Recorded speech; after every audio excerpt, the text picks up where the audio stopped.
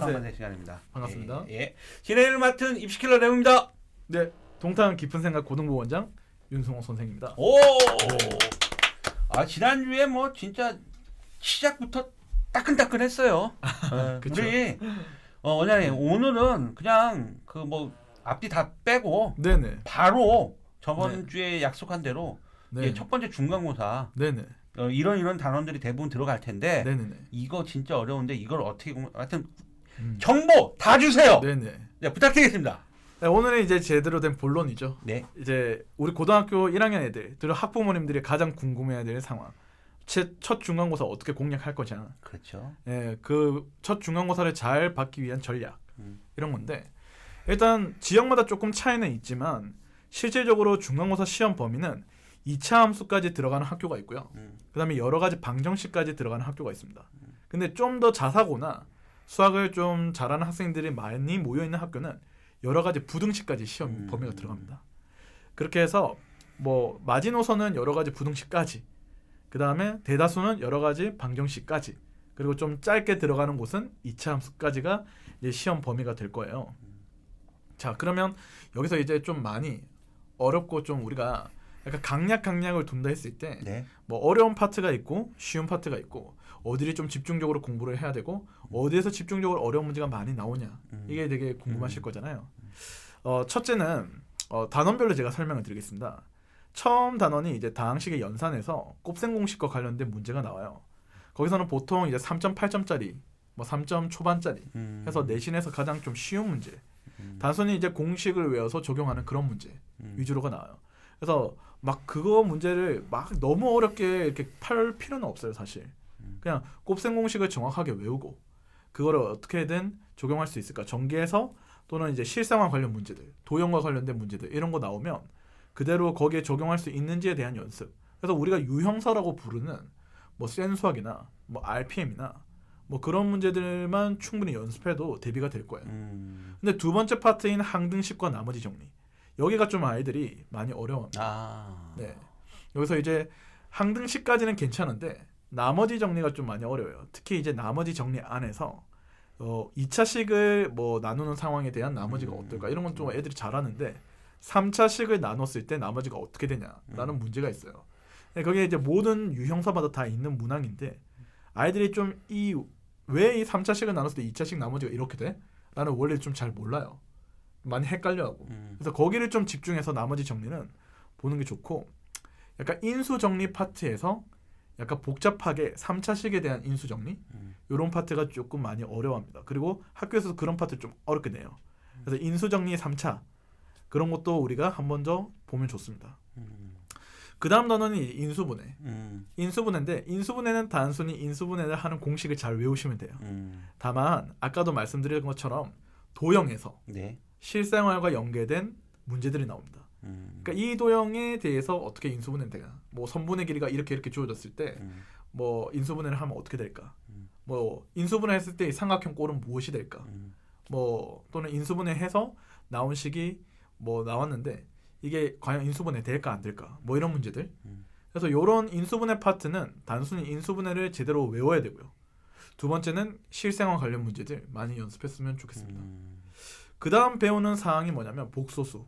사실 중간고사 파트에서 하이라이트라고 불리는 파트가 딱 두 개 있는데 그게 2차 함수랑 복소수예요. 2차 함수는 이미 중3 때 좀 배우지만 심화로 배우기 때문에 더 중요하고 앞으로 수능이나 학년이 올라가도 계속 다루기 때문에 되게 중요하고요. 복소수는 생판 처음 보는 이제 숫자가 등장하는 거죠. 이게 복소수에 보면 이제 허수 단위 i가 등장하는데 이 i라는 게 이제 이미진의 약자거든요. 상상의 수, 허수. 이렇게 해서 오일러라는 수학자가 이제 고안해낸 숫자예요. 어떤 내용을 증명하기 위해서 고안해낸 숫자인데 이거를 이제 제곱을 했을 때 마이너스 되는 상황에 대해서 이제 계산을 할 줄 알아야 되는데 문항 전체 문제 유형마다 이게 다 뭐 덧셈, 뭐 앞서 배운 인수분해나 뭐 다항식의 뭐 연산이나 그다음 나머지 정리 등 다 연계가 될 수 있는 거예요. 복소수로. 그리고 복소수 숫자에 대한 뭐 예를 들어서 뭐 음의 제곱근이 어떨까, 그 다음에 이 음의 제곱근 계산할 때 결과가 어떻게 될까, 중간 과정이 어떻게 될까, 그 다음에 복소수를 거듭 제곱했을 때 어떻게 되고 이 복소수를 전개했을 때 또는 이제 복잡한 3차식과 대비를 했을 때 이게 어떤 식으로 이제 뭐 주기성을 가질까 또는 어떤 문제를 어떻게 풀 때 이 복소수를 중간 수단으로 어떻게 쓸 거냐라는 이런 되게 여러 문제가 응용될 수 있어요, 사실. 그래서 복소수 파트는 학생들이 처음 접하거든요. 이제 중학교도 없고요. 네. 초등학교도 보지 못하고 고등학교에서 처음으로 이제 배우는 값이다 보니까 아이들이 많이 어려워요. 그래서 각별하게 이 파트에 대해서는 뭐 유형별로 전부 다 문제 정리도 필요하고 학교에서 나왔던 기출 문제 점검도 필요하고요. 그다음에 추가로 좀 기회가 된다면 약간 심화 문제들 있죠. 네. 시중에 나와 있는 뭐 블랙 라벨이나 또는 뭐 1등급 수학, 뭐 그다음에 뭐 1등급 만들기, 뭐 이런 문제들 있죠. 올림푸스 고난도, 뭐 이런 문제들도 한 번씩 접해 보면서 대비할 필요가 있습니다. 혹시 네네. 원장님 이 네. 중간고사 범위에서 혹시 수능 원과목이나 투과목 쪽에서 연계되는 단원이 혹시 있어요? 네, 그래서 그걸 좀 이제 말씀드릴 건데 네. 복소수 다음에 배우는 파트가 이제 2차 방정식. 그래서 2차 방정식 다음에 배우는 파트가 2차 함수예요. 네. 1차, 2차 함수. 네. 그러니까 2차 방정식은 중3 내용이랑 크게 다르지 않습니다. 네. 뭐 근의 공식 외우고 네네. 뭐 근과 계수와의 관계. 그다음에 이제 뭐 방정식의 해는 뭘까? 구하는 방법. 이게 단데 2차 함수는 달라요. 2차 함수는 이제 중학교 때 배웠던 2차 함수와 다르게 고등학교에서는 뭐 접하는 상황, 그 다음에 이제 대소관계, 절대부등식이라고 하는 항상 이제 성립하는 부등식과 연계될 수도 있고요. 그 다음에 이 2차 함수에 대해서 나중에 수학원 배울 때 고등학교 2학년 되면 수학원을 배우는데 수학원에 이제 지수함수나 로그함수가 그 치환을 했을 때 2차 함수 모양꼴이 돼요. 그래서 뭐 실근의 위치 관계나 그 다음에 또는 뭐 실근의 범위, 뭐 실근의 가질 조건, 네. 뭐 이런 것들에 대해서 2차 함수랑 엄청 연계가 됩니다. 그래서 이제 학교에서도 이런 중요성을 많이 알다 보니까 네. 특히 중간고사 파트에서 2차 함수를 가장 중요하게 생각하고 좀 문제를 좀 어려운 내용 네. 위주로 좀 많이 내요. 네.